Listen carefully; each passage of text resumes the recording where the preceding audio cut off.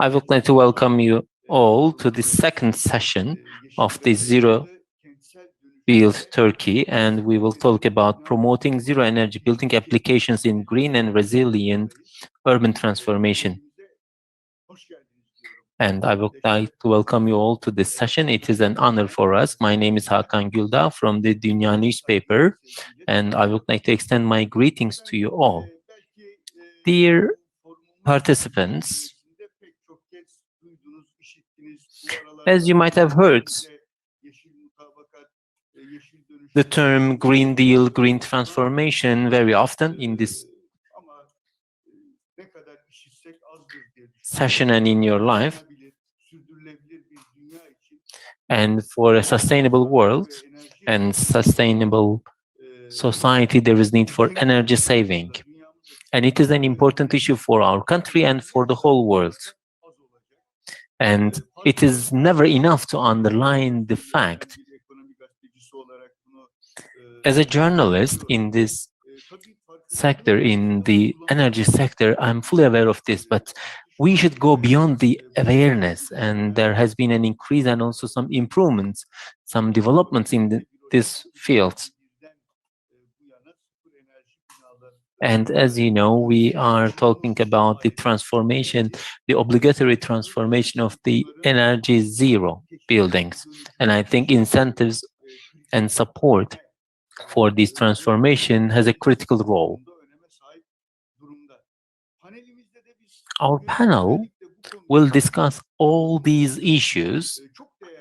We have valuable, esteemed panelists who are the experts of the issue.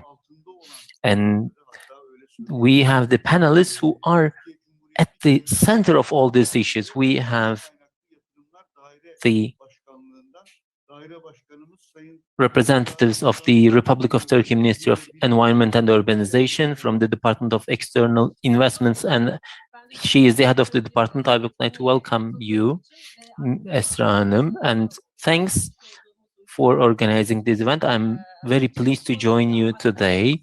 I will be happy to share my experience and our activities with you. Your applications are very important for us and for the audience. You can follow us on our website, and also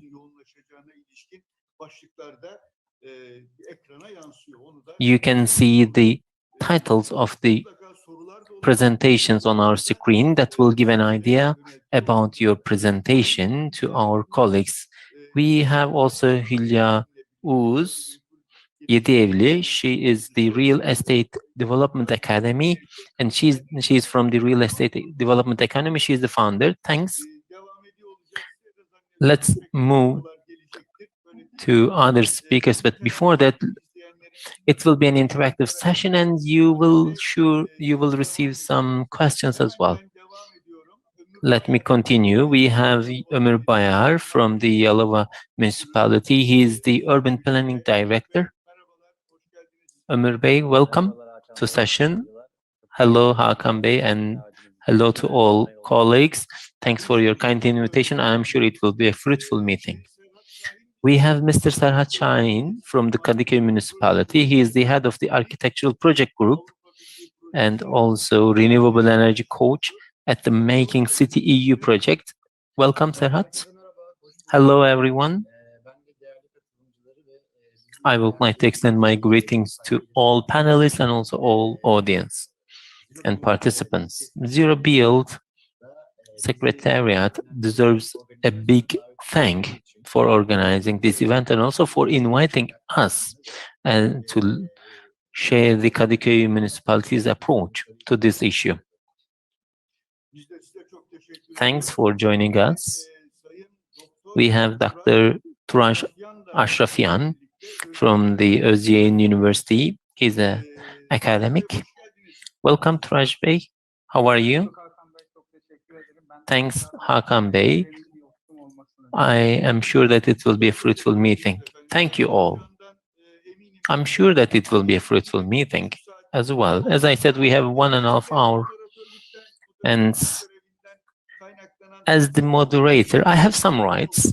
That means I can ask some questions or I can share my views as well, but you will have the floor to express your views because it's an extremely important point and topic to discuss. If you allow me, I would like to begin with Esra, Turan, Tombak, because these public buildings, energy efficiency is a pioneering project in this field. Its abbreviation called as TABE,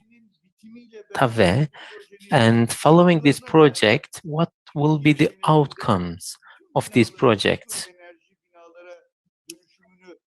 How all the buildings can be transformed into a zero energy buildings.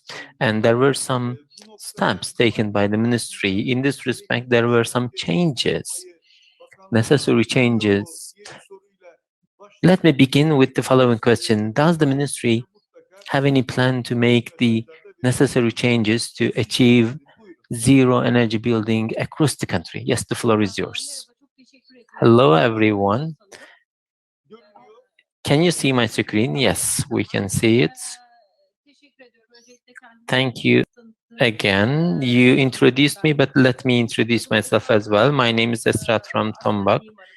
I'm an architect, but I'm working in the Ministry of Environment and Urbanization, and I am the head of the External Investments Department in our building. This Zero Build Forum is an appropriate one. We call it right now. That means now. So we already began the applications.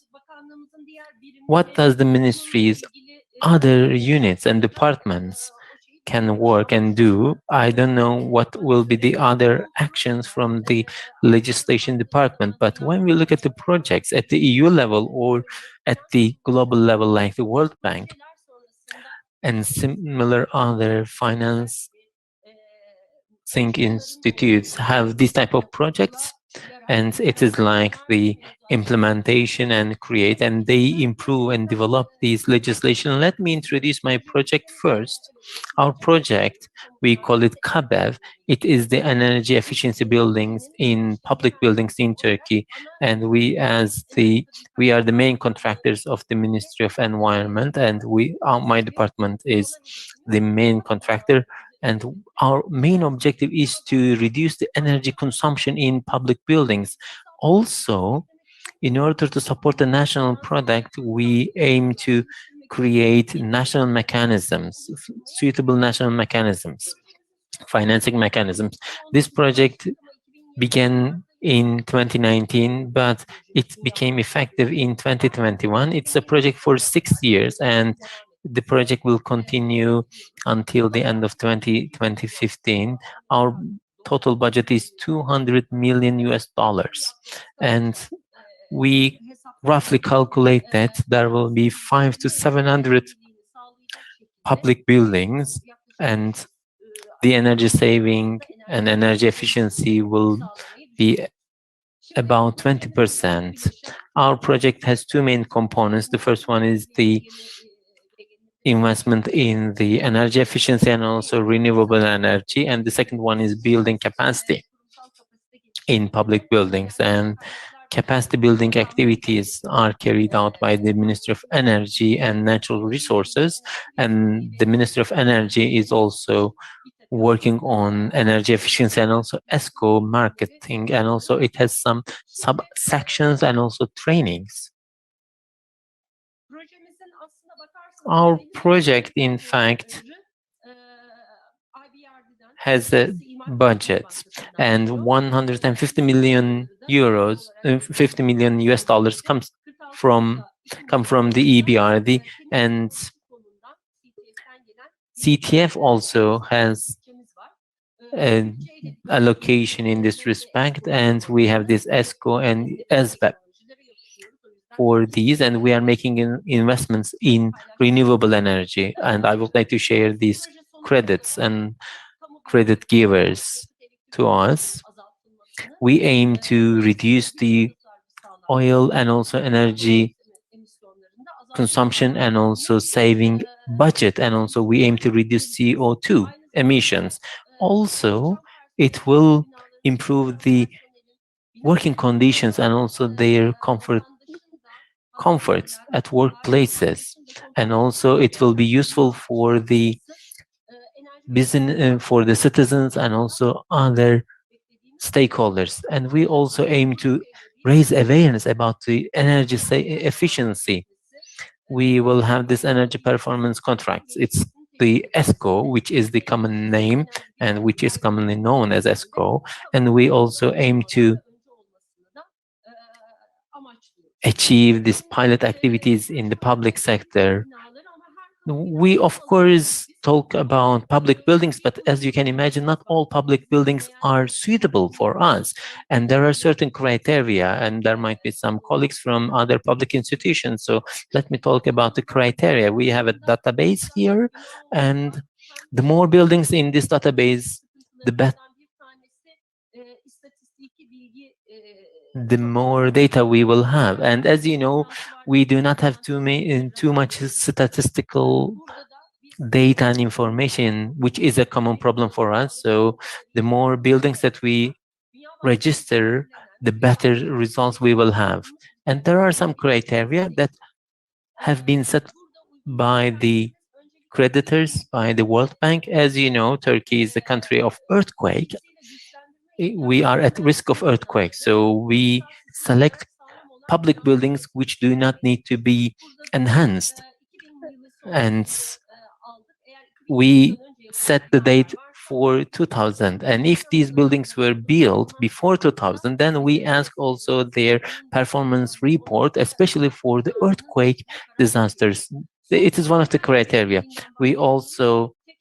We are talking about energy efficiency, so it is not an individual energy efficiency examination. We have a holistic approach, and one of the criteria is that what is the situation during the last decade, if there is any renovation or not. And the second issue, the building should be at least 5 years old. Although we set the date as 2000, we decided to include buildings that were built before 2014, and these buildings should be owned by the public. That means there should be no way to move, or there is no possibility of moving from that building. So it excludes municipalities or other public-private ownership.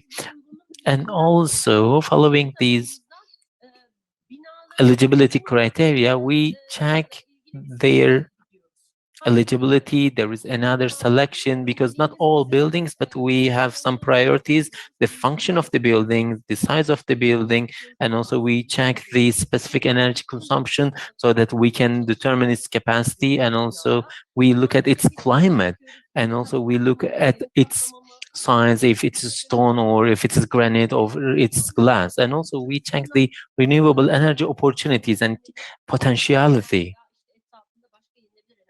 And if there is any other organization, and if there is any, for example, any geothermal energy power plant, what we usually do is we improve the building envelope, and also we work on its walls, roof, or its grounds. And in some buildings, we also carry out the the Windows optimization, and we also look at the cooling and heating systems, and we improve the boils, for example, and also change in oil, and also controlling system cogenerations, 3 generations, especially for hospitals.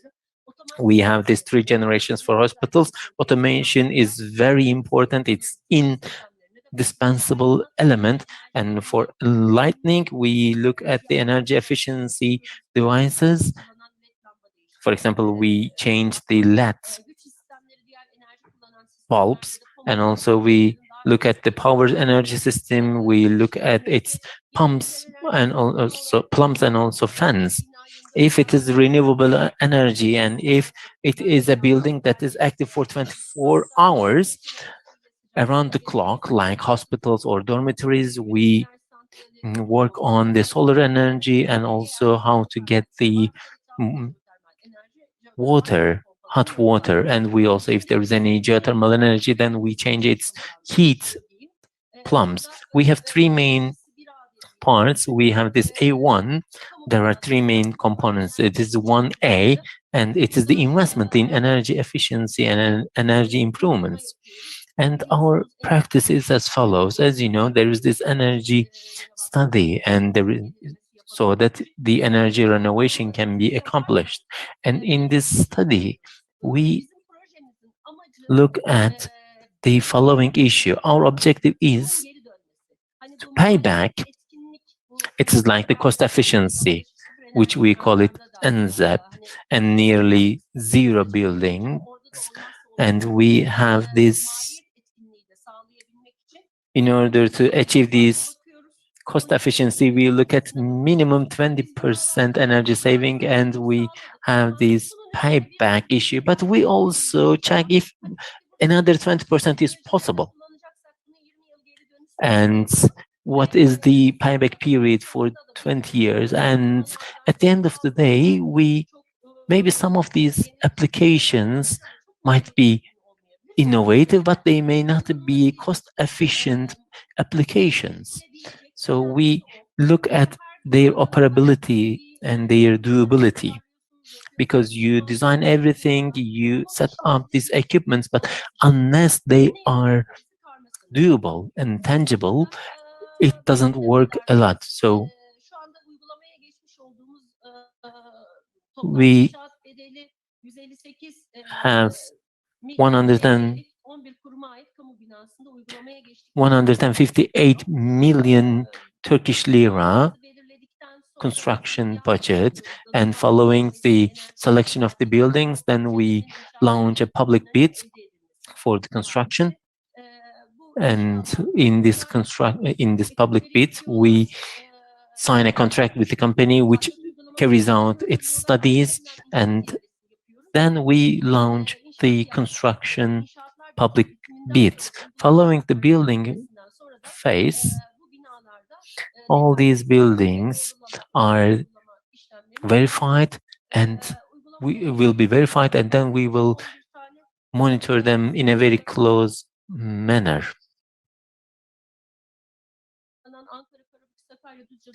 So far, we have completed the activities, the public bid process in 11 provinces, in Ankara, Karabük, Sakarya, Düzce, Zonguldak, Antalya, Karaman, Denizli, and Izmir. And we have 600,000 square meters area, which will be launched very soon. And here you can see the studies here before the renovation and after the renovation. You see the buildings. We have the ministry buildings, the vocational high school buildings. We have 4 universities here and 6 hospitals. One is in Istanbul, one is in Bursa, and 5 of them are in Istanbul. And we have 3 generations at these hospitals. And we have minimum 25 to 80% energy savings according to the applications and also according to the building types. And after all these applications are done, we will verify and calibrate them. Another point is the energy performance contract. It's ESCO. And we have this Bursa Anatolian High School for girls, and the payback period is 15 years. And we have selected these countries according to the energy. We select buildings which are appropriate and suitable for us, and we have a public build that includes the project drawing and also implementation. And then we make payments according to the project criteria. When the building is completed, then we will have the verification and calibration part. We have about 30 million US dollars, and we will have 45 applications or 45 cases according to the outcomes of these studies. The last component is, which is the topic of this forum, is the nearly zero building. nearly zero energy buildings and how to regain the energy, the waste energy. And in order to scale up these activities and approaches, we have pilot studies and pilot applications. The total number of pilot studies has 11 million US dollars budget, and we are planning to have 5 or 6 pilot activities, and we have this NZEP. And these are the values that we decided together with the World Bank. As you know, Turkey doesn't have a standard for nearly zero energy building, but we said it should be energy A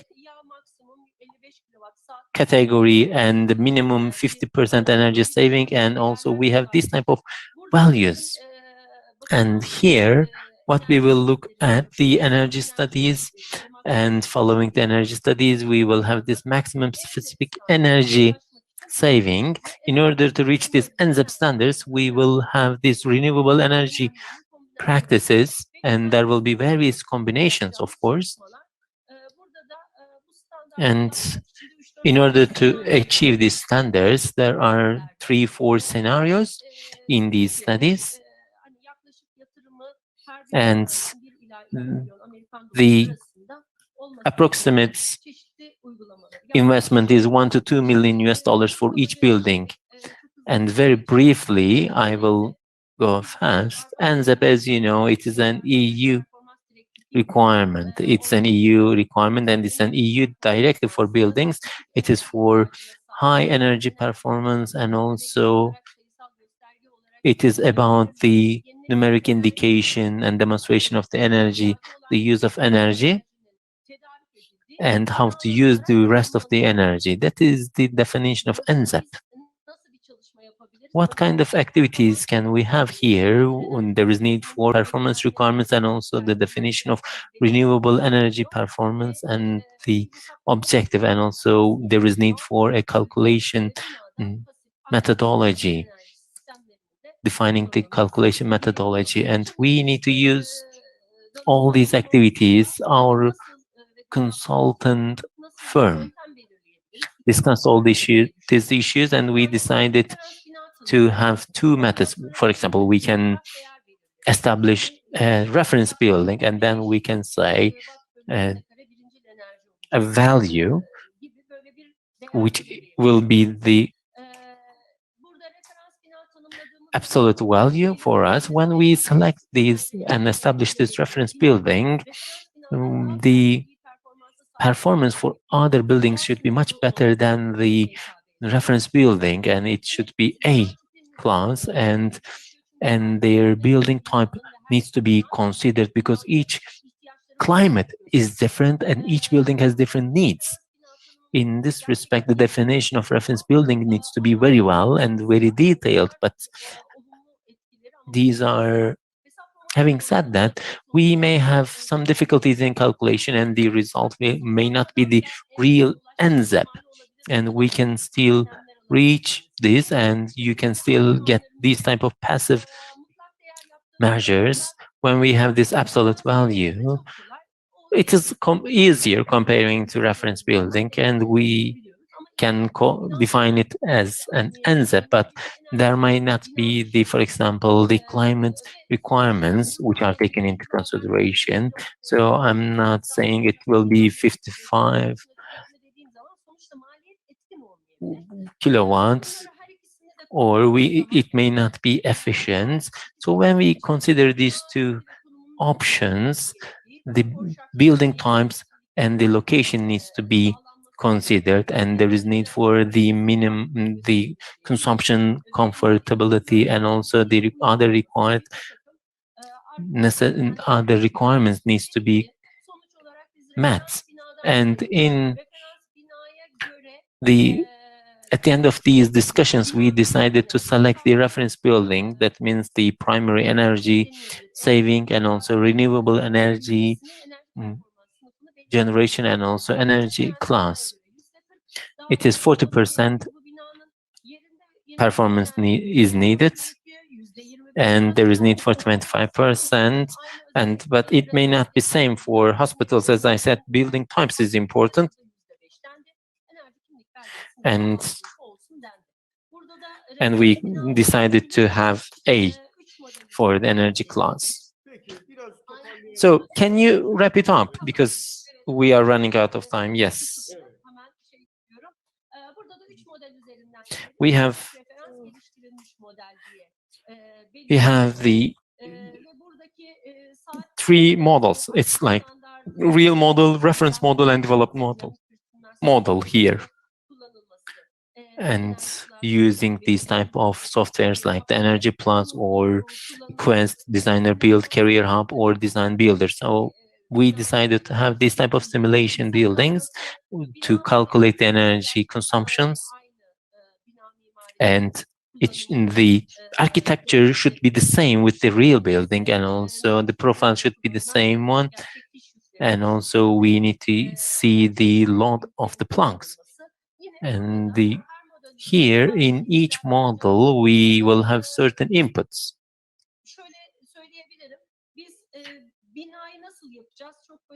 How to build these buildings? I will not go into details, but our consultant company is working on these issues, and we will select buildings which are nearly zero energy buildings, and following these public bids, these companies, the company will know the criteria for its study, and it will know what to do, because there will be the definition of the assignment and the job description for their performance. It is important to use renewable energy, and it's also because there will be a fund from the clean energy, and it is also related to you.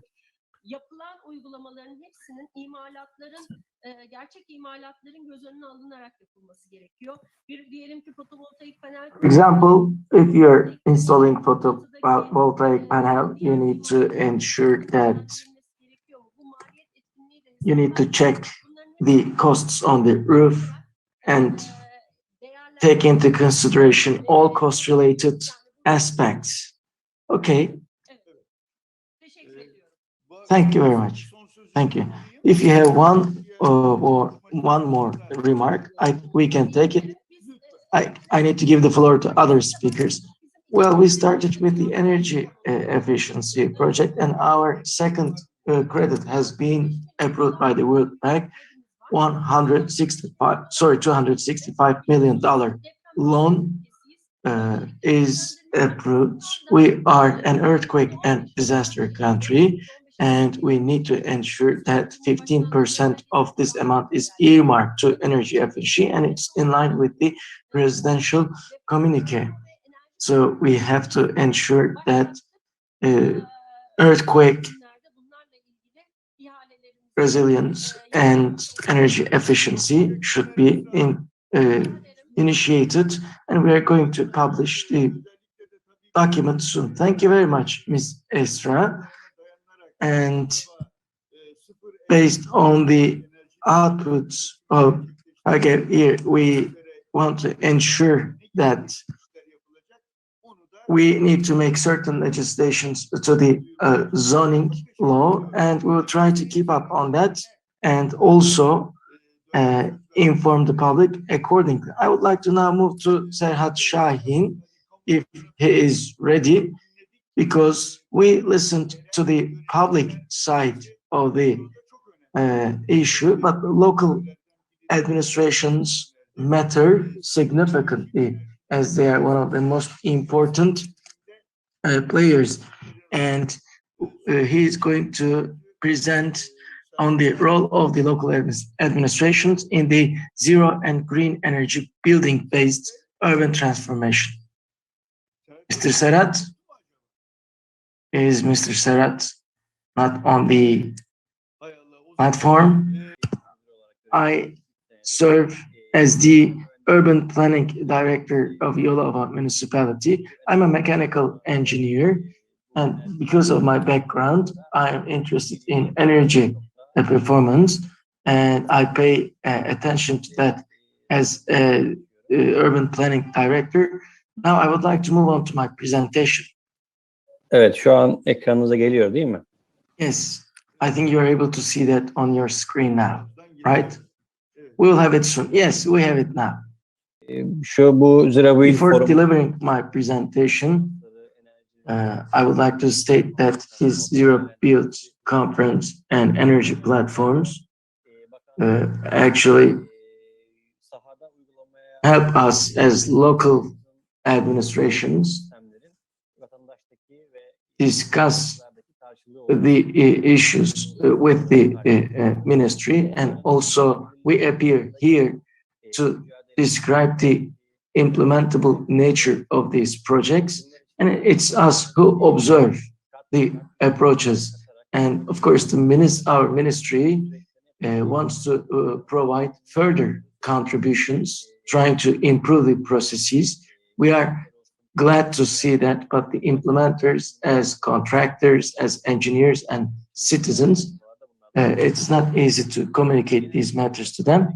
At the outset, I would like to say that energy is one of the indispensable elements in our lives. Our access to energy influences our life, and sustainability is one of the most important issues we encounter over the years.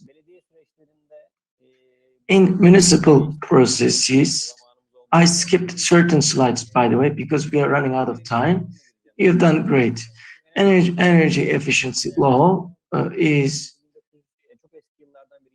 dating back to actually very old years, but as a law, it was enacted in 2007, and we have come to observe its importance, and our ministry put it into force on May 2, 2007. In 2008, we had a regulation on the energy efficiency in buildings, and they were included into assessments under certain criteria. And here, the reduction of carbon dioxide levels, classification in terms of emissions, were all these inputs. And energy ID document is one of the most important outputs of this document. And BEP TR1 is the platform where building energy performance implementation was published with the first version, and it wasn't easy to make a transition on the contractor's side or on the citizen side, as it would mean incurring a new cost for them.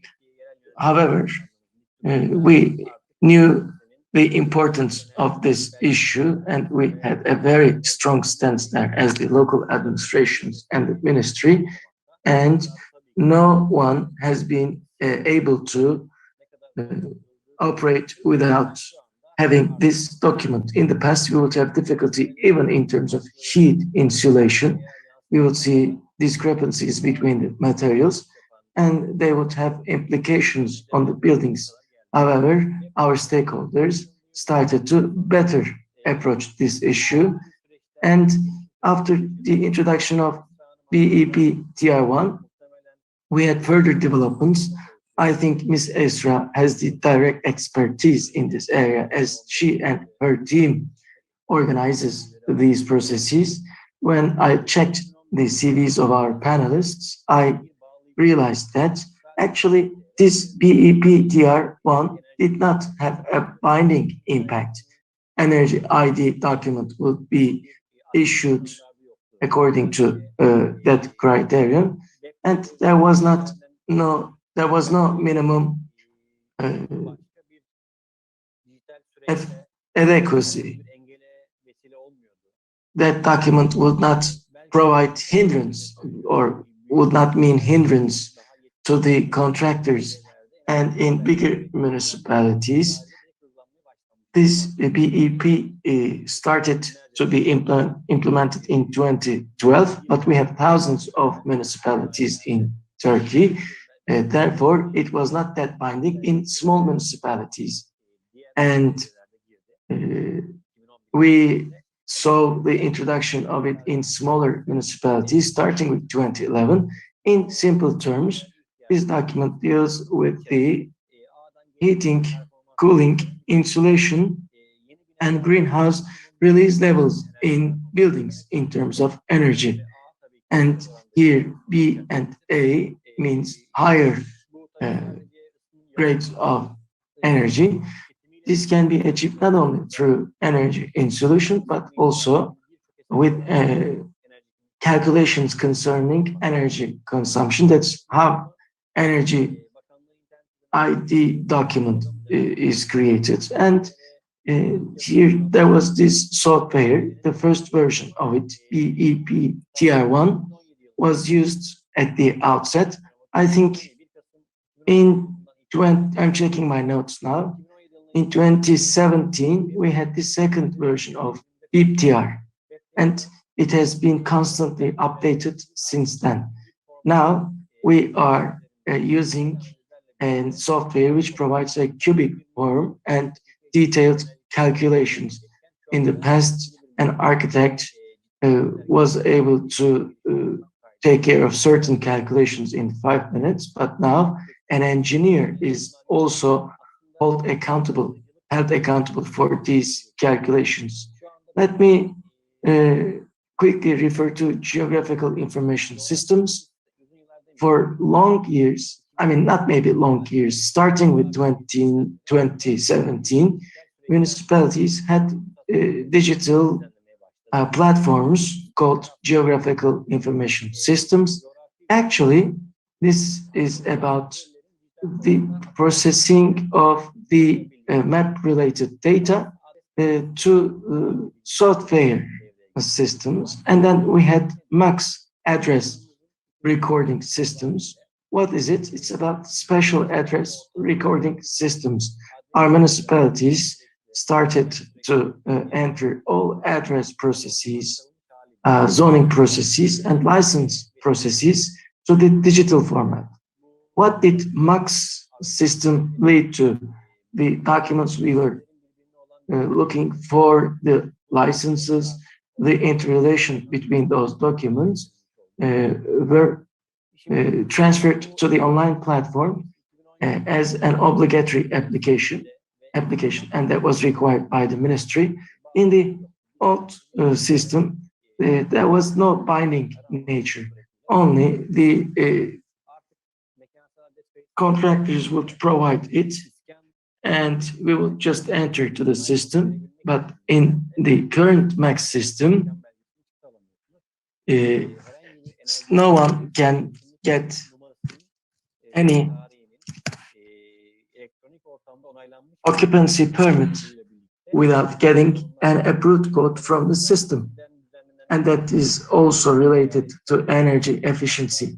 So in the past, if we talked about an energy ID document, which was not related to energy efficiency, we were not able to take action easily. But now with a very efficient platform, we are able to ensure that the energy efficiency ID document can be binding when we issue an occupancy permit. Okay, can you also briefly summarize energy performance? Because we have questions and I would like to take those questions. Okay, right on that. Earthquake and energy performance approach. In our regulations, both the zoning law and the general law requires the main renovations in buildings without energy ID. There is this necessity to issue this document. What does that mean? we may talk about earthquake-related fortification or consolidation activities. They might be low in numbers, but in our city of Yalova, we see many activities, and actually our municipality building is also strengthened with such materials. Therefore, we're preparing this project separately. What does that mean? In addition to strengthening buildings for earthquake, we also inspect that these buildings are taken to modern levels in terms of energy efficiency. That might be a small percentage so far, but I can say that, for example, we have given strengthening licenses, 30 strengthening licenses or consolidation licenses last year, and the building's energy performance is also taken to current conditions, and we have followed up on that very closely. As a mechanical engineer, I can summary the process as such. Here, both earthquake and energy are social issues, and seeing that both of them are addressed in our constructions and buildings at the same time is a happy development. And here, if our stakeholders develop these documentation processes, and that will be better, although they think that it means extension in the project duration, that will enable us to ensure energy performance and energy saving. As local authorities, we are happy to deal with this issue collectively.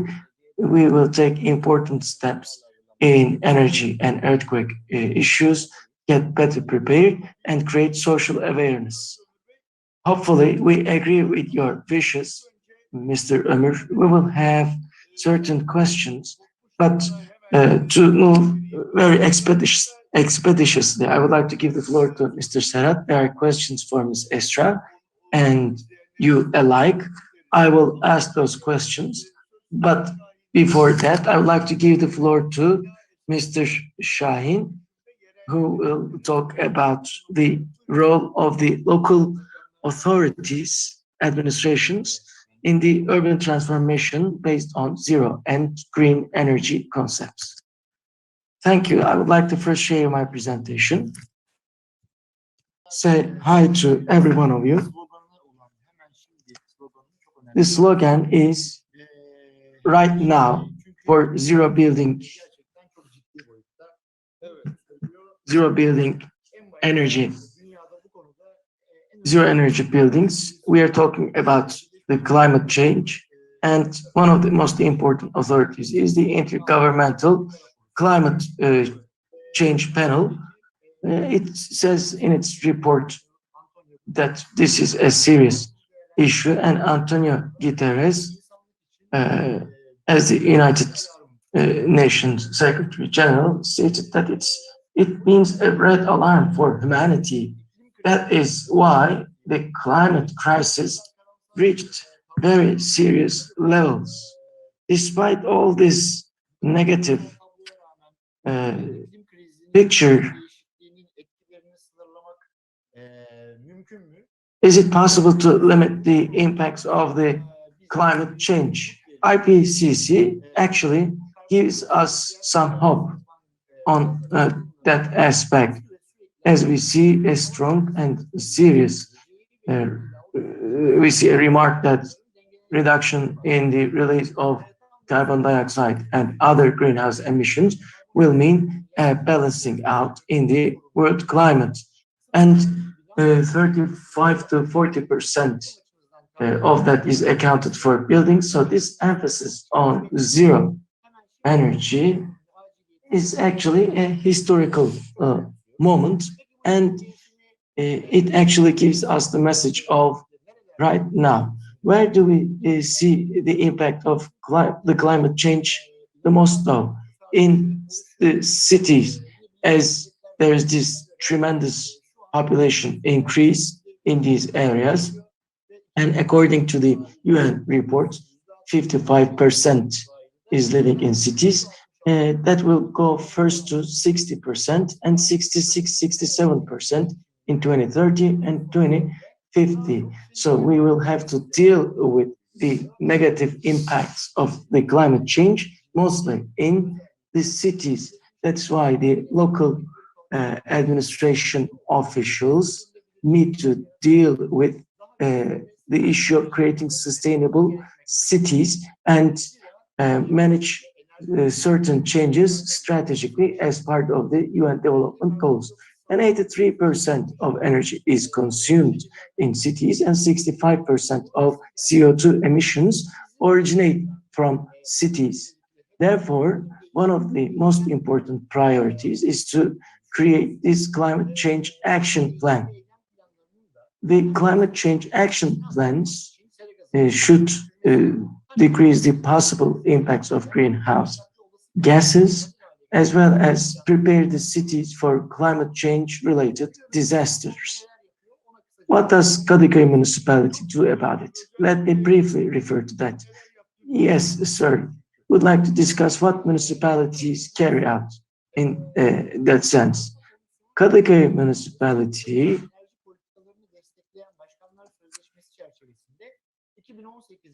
pursuant to the Mayor's Convention, as supported by the European Union in 2016, wants to decrease the carbon dioxide emissions by 40% until 2030. And here there are two different plans, Climate Change Action Plan and Sustainability Action Plan.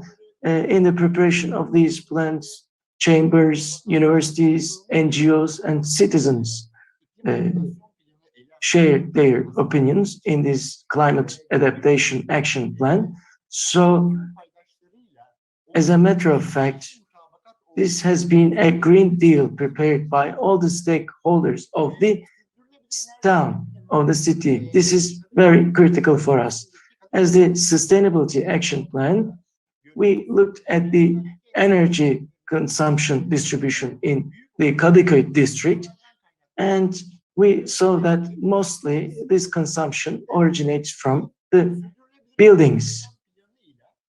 And with the sustainability action plan, we identified 5 main targets: sustainable urban texture and the use of sustainable energy sources are the 2 main items.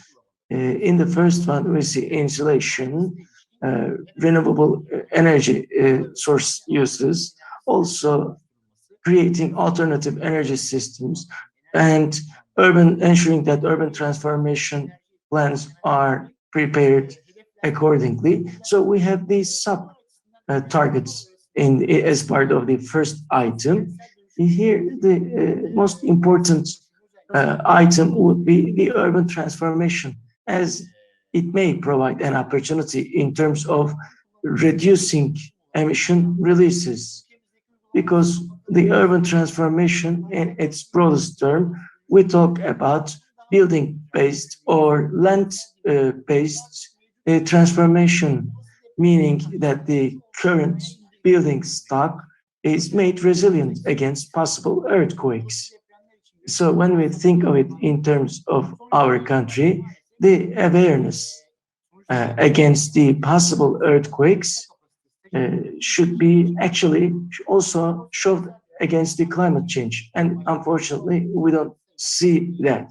Urban transformation should also cover the concept of creating a sustainable city, which also pays attention to sustainable energy use. How can we make these practices more common?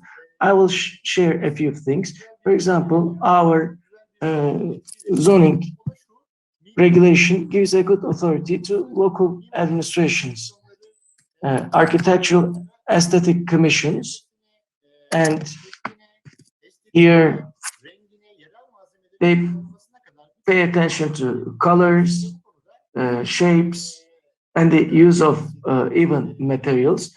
They have this authority, and with the municipal council decision, we created an architectural aesthetical commission. And although Kadıköy is very close to the seaside, we identified this urban heat island impact. That's why we decided that building facades should be made of environment-friendly materials and materials that are in light color. That's how we prepare our projects. For example, this is a building that's going to be rebuilt. What else did we do? Precipitation and rain and water management is again critical for us. And here, rain waters due to dense urbanization cannot easily reach soil. That's why, with a municipal decision at Kadıköy Municipality, we decided that parcels with 400 square meters and higher that should have a rainwater collection tank to be used in garden irrigation and other areas. That was a plan amendment. Also for parcels with a size of 2,000 square meters and higher square meters, we required the grey water to be collected in water closet reservoirs and ensure that they are going to be used in mechanical equipment or plantation projects. And it has been sent to the Istanbul Metropolitan Municipality for approval, and it is going to be implemented. Also, the use of renewable energy resources in renewed constructions is another important item, and many municipalities meet part of their energy requirements from the solar channels in their own service buildings. But I think it's going to be a first in Turkey with another municipal decision, and in line with the sustainable energy plan, we're going to ensure that renewable energy resources are used more and carbon emissions are decreased in buildings that are responsible for 35 to 40% of carbon emissions. And we will ensure that building roofs, building facades, and some suitable parcel area will have the installation of minimum 5 kilowatts of installed power panels. I think Mr. Serhat is cut off again. Let's wait for him to come back. Sorry, you were cut off. Let's complete this part. Mr. Serhat, well, this decision was also taken to the Metropolitan Municipality Council, and as a pilot region, and the sun ratio, we will ensure that these panels are installed on top of the roofs or other relevant areas. Also, we installed solar panels on top of the Kadıköy wedding building, accounting for 40% of the 515 megawatt energy consumption. Actually, we prepared it as a tender, and we are going to call out the relevant parties for this tender. Mr. Ömür already referred to energy efficiency.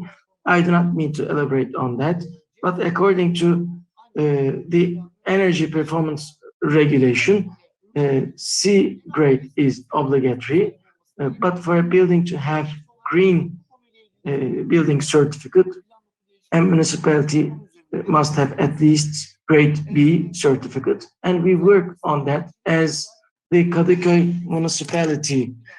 Of course, in such municipalities, is it possible to ensure positive energy efficiency?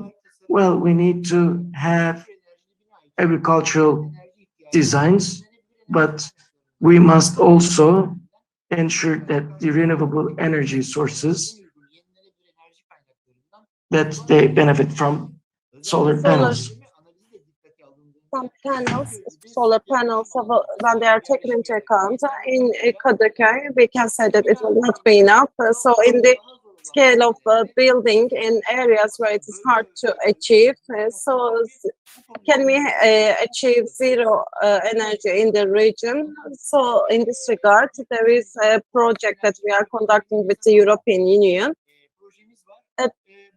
And our objective is to have that in an area of 15,000 square meters, there will be a system which will render the sharing of energy. There will be a positive energy balance, and with the energy transmission will be actively managed. There will be a different typology, buildings with different typologies, and that will be taken in positive energy area can be taken as urban areas. And as we are a follower here in this project, however, our mayor is very sensitive about the urbanization in line with the climate change. He is very sensitive about that project, and we want to be an implemented city as well. The positive energy regions for the implementation of this is only possible with the true energy cooperatives and energy assemblies, and we need some amendments in terms of legislation. This is all from my side. Thank you very much. Thank you very much, Serhat Bey. So I will give you some, I'll ask you some questions. We don't want to lose the time of other speakers. So it is about the one of the audiences said that the Paris Agreement is just for the submission of the municipalities. What do you think that the Paris Agreement will bring about some extra burden on the municipalities? Paris Convention, we are one of the 6 countries, and now it is 5 countries actually. And it's about the burden of the municipalities. To be honest, in terms of awareness raising socially, we are trying to disseminate our warnings. Of course, it will take some time for the citizens to accept this, and there is resilience all the time, and we think we can overcome this problem. And regarding the plan note changes, as it is submitted to the approval of the Istanbul Metropolitan Municipality, you say that it will be implemented when it is approved. This decision is a very critical decision for the humankind. So is there a possibility that it will not be approved by the City Council of the Istanbul Metropolitan Municipality? Unfortunately, this is the City Council of the Metropolitan Municipality is a political structure, and even if there is a possibility, so we believe that the awareness raising that we created will pave the way for the changes in the Ministry of Urbanization and the Istanbul Metropolitan Municipality. So the activities that you are conducted in Yalova municipality, in order to disseminate this, what kind of a method to be followed? So are you open for sharing your information with the other municipalities all the time? Yes, so we can work with all the municipalities as stakeholders. So you've given a commitment here. So regarding the activities, when your support is needed, Mr. Ömür Bayar is ready for providing the support. Thank you very much. Esra Hanım, there are a few questions for you. And one of the questions is that for the credits for the public buildings, especially pointing out the World Bank, can the support be given for the private sector as well? It is not for the private sector, it's a credit taken for the public buildings. Our guarantor is the Minister of the Treasury here. So we can say that it is like learning how to fish actually. The guarantor is the ministry. The setting out point is that the World Bank will give the loans and credits, and we will achieve the savings. There will be reductions in the invoices, and so that we can make other buildings, turn buildings into energy efficient buildings. So decreasing the energy consumption in the public buildings, and also reducing the spendings on the public buildings. I can see the questions. I will answer the questions as I can see them. Filiz Hanım asked whether there is an activity for the schools within the building. Yes, so we involve the schools as well.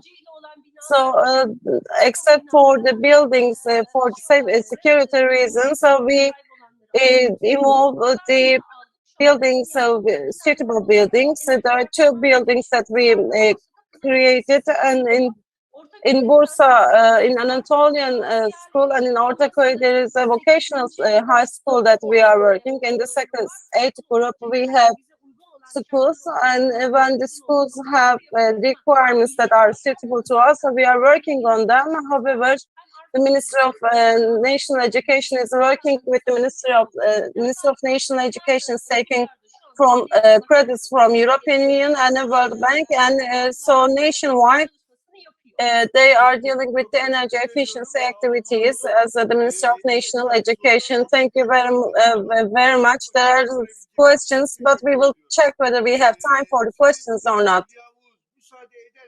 Hülya, if you allow me, I'll give the floor to Turan, and then I'll finish with you. We will finish with a lady, and we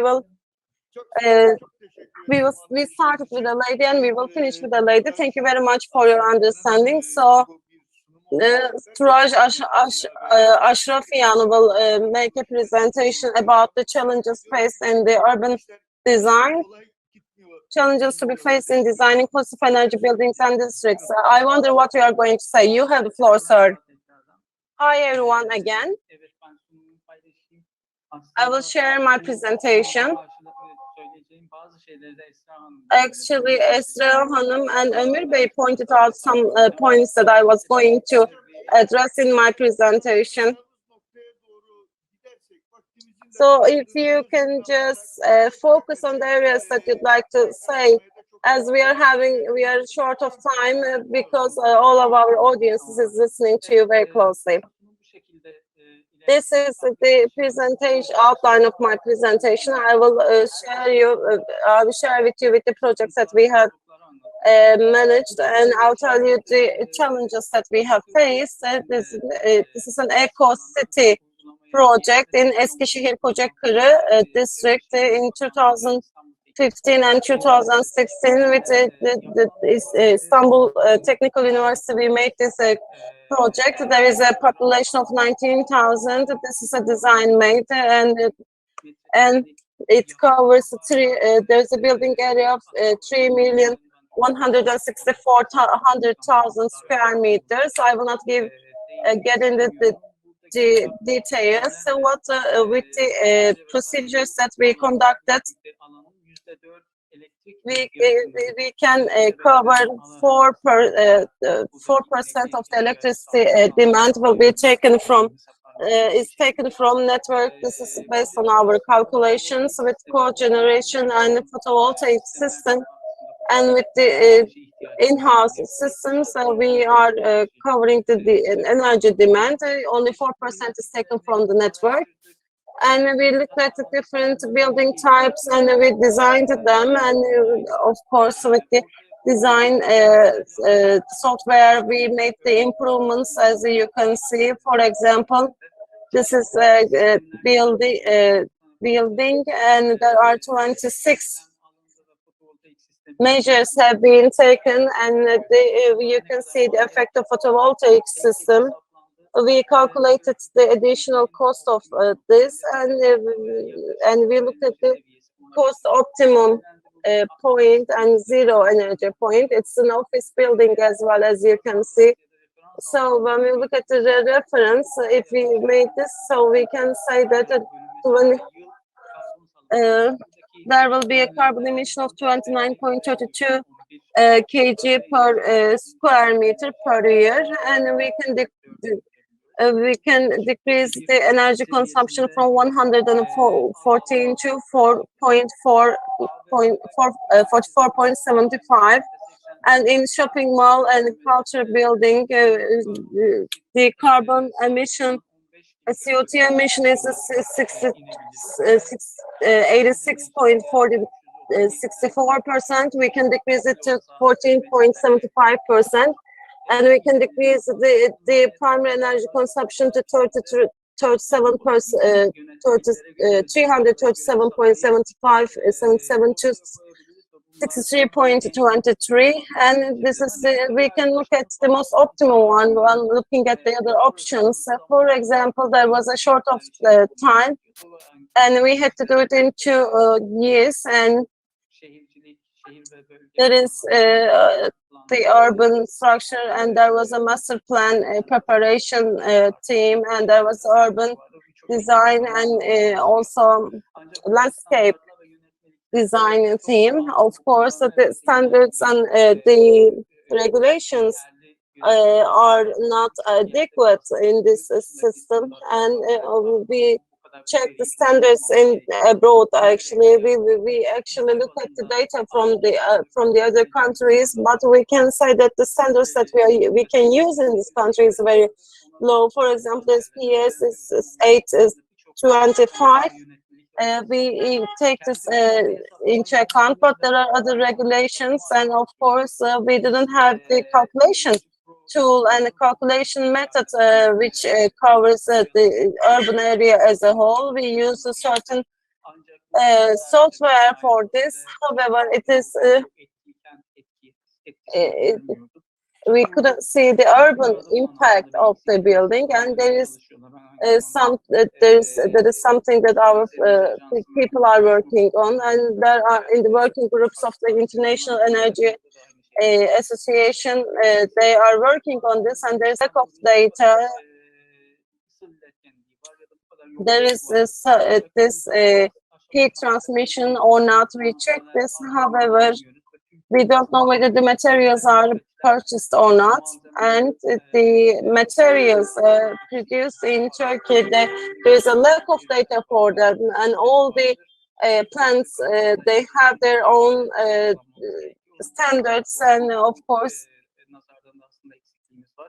in this area we also lack in terms of data.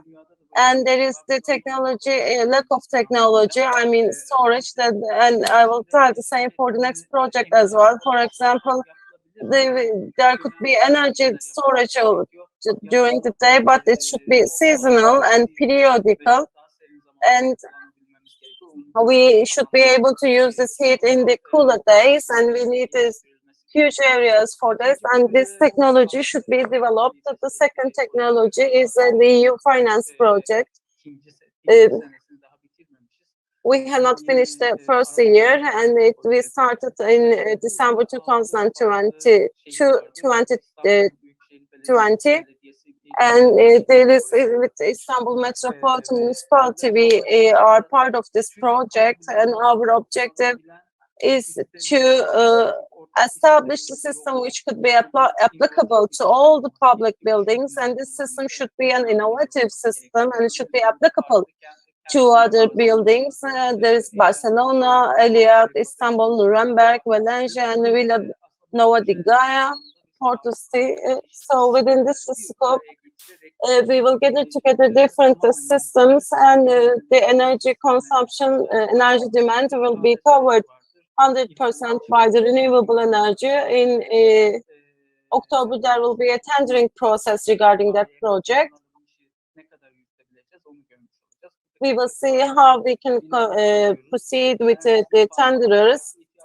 That you see there are different the demands and different needs of all the buildings, and all this system that we are going to establish should be applicable to all the buildings. For example, for Barcelona, there are some historical buildings, and there are different conditions for all the regions. And the challenges faced is that there is not a very high number of PCP projects, and this sector is not very familiar with such projects.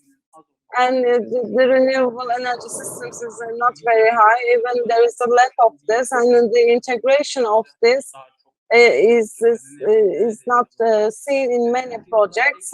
And the companies are working one way, and they are focused on certain limited number of technology, but the systems should be more holistic systems. We need to use more technology and more systems, and of course, there's a lack of standards, regulations, and certification system.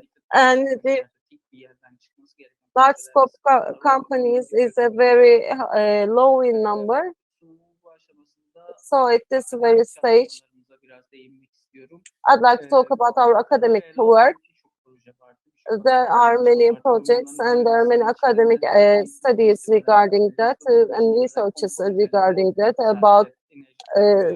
It's not only about CO2 emission and or footprint. You can look at how it's about the comfort actually, and you can see how much it will affect the financial aspect of the project. We can see whether it will be worthwhile to spend that money or not. We should see the issue from the framework of the climate changes, and we have to see the climate changes impact on the economy.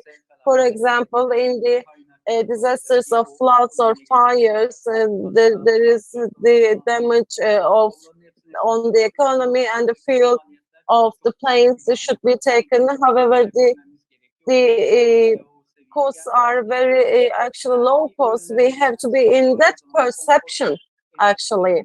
And of course, there is of course the effect of all of this on the energy consumption, and we can look at the return of investment as well. And the return of investment is just less than 5 years. I will skip this project. This is the project that we started implementing on school buildings. What are the challenges? So the data, lack of data, the constraint of budget, the labor force, and there are the challenges of the verification system, and the academic studies do not reflect the real life, and this is a problem as well. There is the power of strength of know-how, but we have to have it in the real world. In this paper from 9 European countries, European Union countries, and with 10 researchers, we conducted a study. It's in the stage of publication, and we looked at the challenges in the urban area. For there should be a good management plan, and we believe that this is very important, and there should be an incentive and motivating system, and there should be the host communities support from, and also there should be development of decision-making approaches and mechanisms. So there needs to be a good market design. Of course, the market is very important, which systems can be used in the system, and of course the the supply and demand balance should be struck, and the demand and supply should be equal or more. And of course, taking into account the regional and local differences. We have a very limited time. Please, this is the last slide. This is a research that I have not published yet. This is the climate projection of IPCC. 1.5 Celsius degrees of change, and this change will be very different in summer and in winter. There is a research in Antalya. It is 4 degrees difference, but in the summer that could go up to 6 or 7 Celsius degrees, and we can see that there will be huge burden, and with the different system we established the same thing. 4 degrees change is a graphic based on the projection. However, in summer, if we look at the bad scenario, there is a change of 7 or 8 degrees. Thank you. So 1.5 is the average, and when we go into details, we see that challenges are getting bigger and bigger. Sorry, I had to finish very fast. Thank you very much. We understood your main messages, and there are other questions, but I can see that Ömür Bey is answering the questions, and maybe other participants, if they wish, they can answer the questions that are asked. So I'd like to give the floor to Hülya Yedievli. It is Oğuz, right? Not Oğuz. So if you unmute yourself, we can start with your presentation. We have a very limited time. I don't have to remind you, so once again. Thank you very much. I'd like to thank all the organizers of Zero Building 2021. Thank you very much for inviting us as well. I will introduce myself very briefly. I'm a graduate of Economic Department of Hacettepe University. Then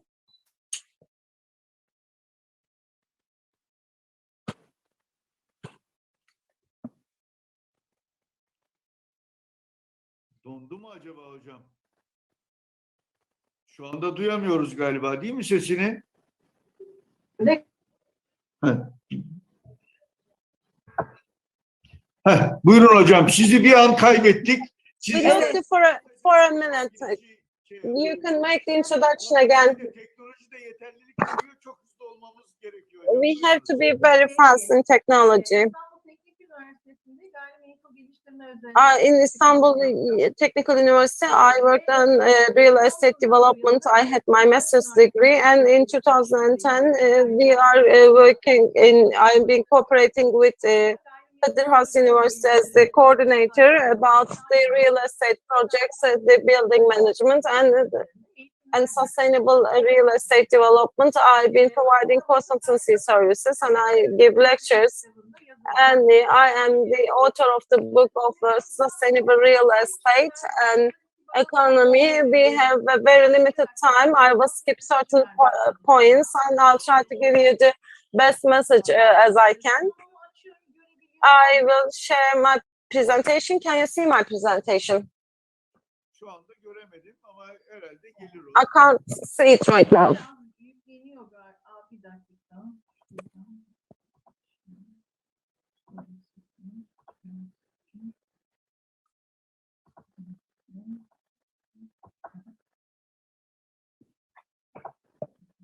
Şu anda görebiliyor musunuz? Can you see my presentation right now? We cannot yet.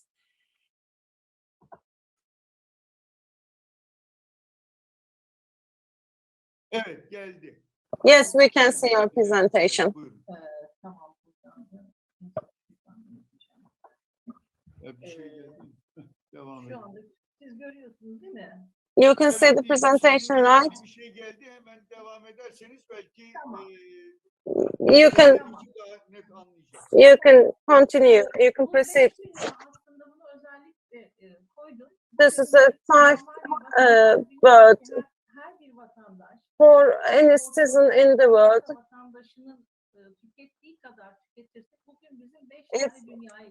We need 5 words if any citizen consumes as much as an average American citizen. However, we have 1 word, and we want everyone to live in prosperity in this world, and this is the objective of all these studies and activities. So there is the increase of population, the migration to urban areas, and the climate change, and of course, this has been explained in great detail, but there are 2 things. So 2 billion people cannot have access to clean water regularly. So one of the subjects that we have to be careful of is that the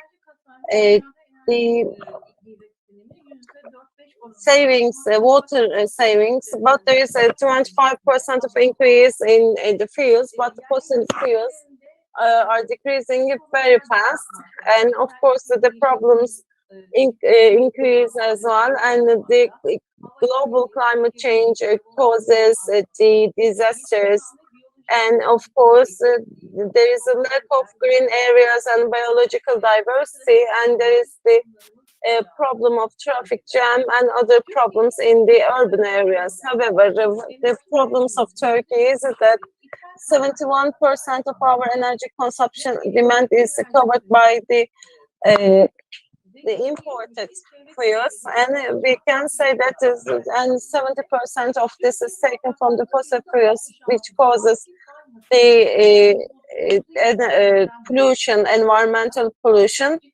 And there is the huge slum houses, and also we are at the risk of being water poor, actually. What we can do, so what are our options for improvements? The sustainable buildings, zero energy buildings should have 24.50, and in water consumption 40% in waste, so we can achieve 40% of this waste can be achieved with the improvements we can make, and in energy efficient buildings, sustainable land use, ensuring water efficiency, decreasing the demand for energy, and the energy demand that should be covered by the renewable energy, so that the waste can be decreased as well, and also increasing the quality of indoors, and these studies should be conducted by the expert people.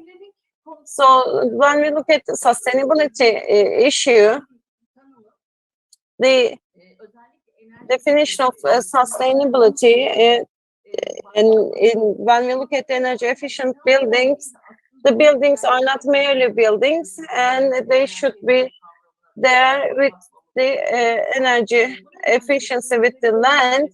So we have to first define the sustainability. Sorry, as a moderator, if you give me the chance, we listen to sustainability so much, so all of the audiences, they know it by heart right now. And please go into the area of development, please.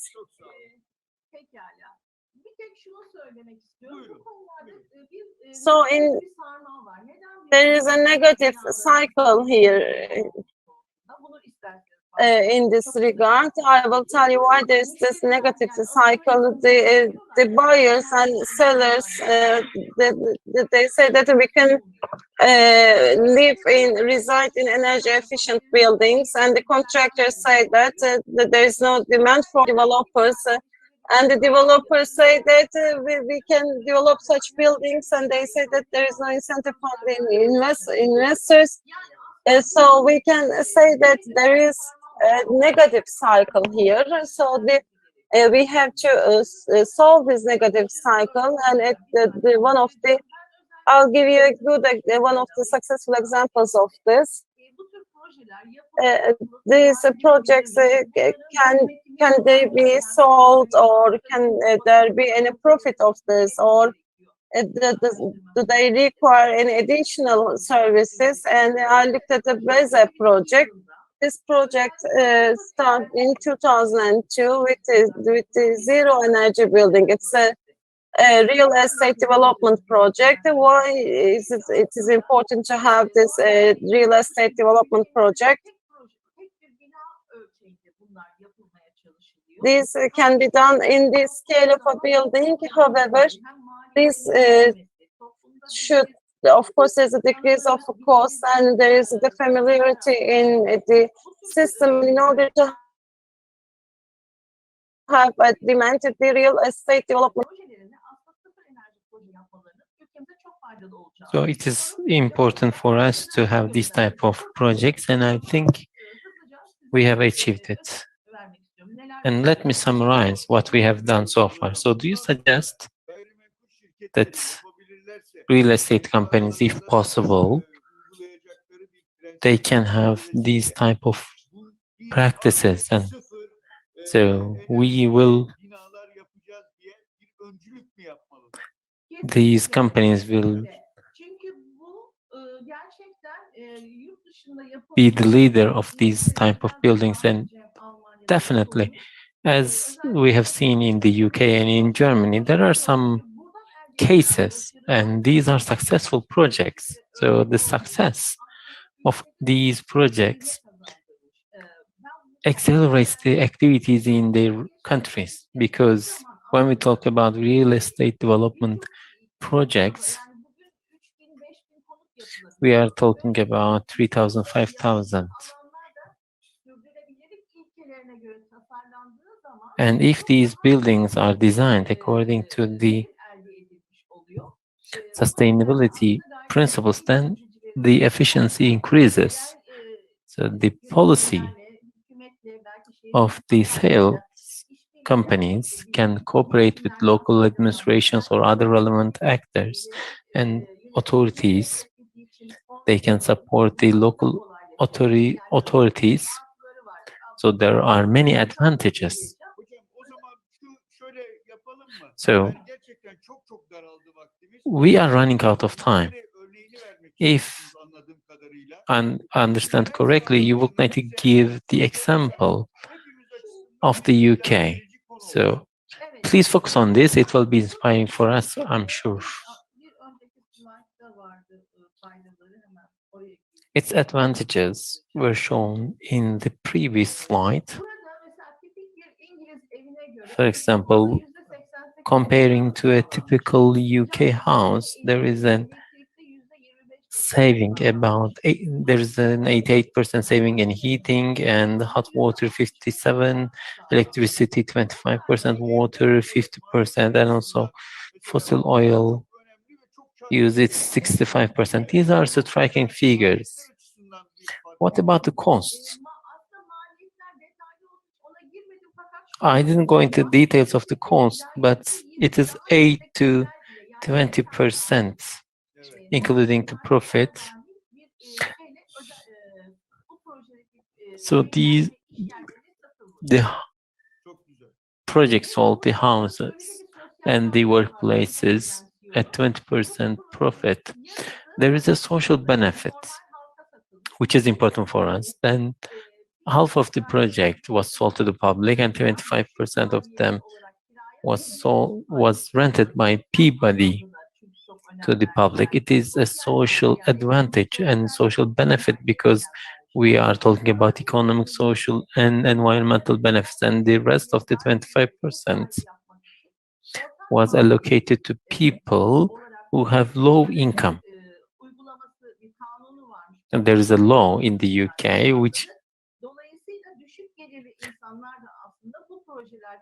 obliges the companies to sell these houses to people who have low income. So we hope and wish that we will have a similar trend in Turkey, and we see that your activities are in this direction. We hope that there will be an acceleration in this part. That is the end of the session. If I have a few more minutes, unfortunately, because my colleagues are warning me. Yes, one last point. Let me talk about the advantages. So development, real estate development agencies can benefit from these projects because there is a huge demand. The cost of repairment and also electricity, water, etc., there is decrease. The second point is when these type of projects are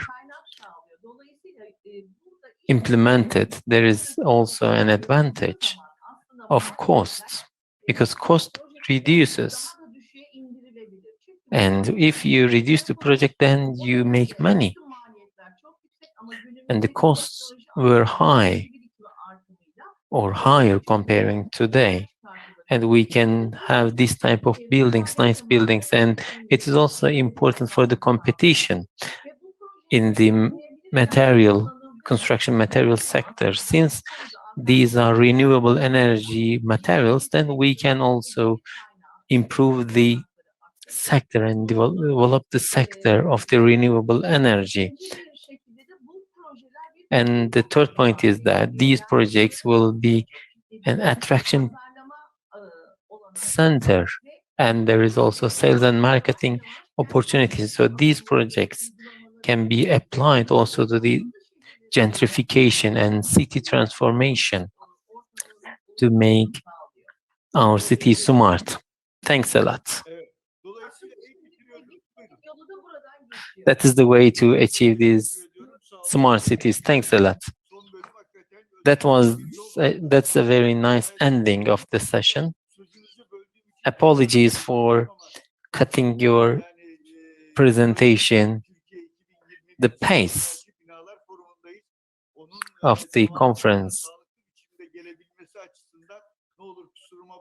will continue for next 5 days, and we are talking about zero energy building, and we did cover promoting zero energy building applications in green and resilient urban transformation. There is a lot to say, but there are some questions. It is in fact my fault, and there are some technical problems as well. This is why we have faced this delay. I would like to thank you all. It was a very nice session. Hope that it was a fruitful session for all participants and the audience. I took several notes. I will send my questions to you later and wish to see you soon. Have a nice and healthy day. Thanks a lot. Thanks. Hoşça kalın, sağ olun. Hoşçakalın. Thanks.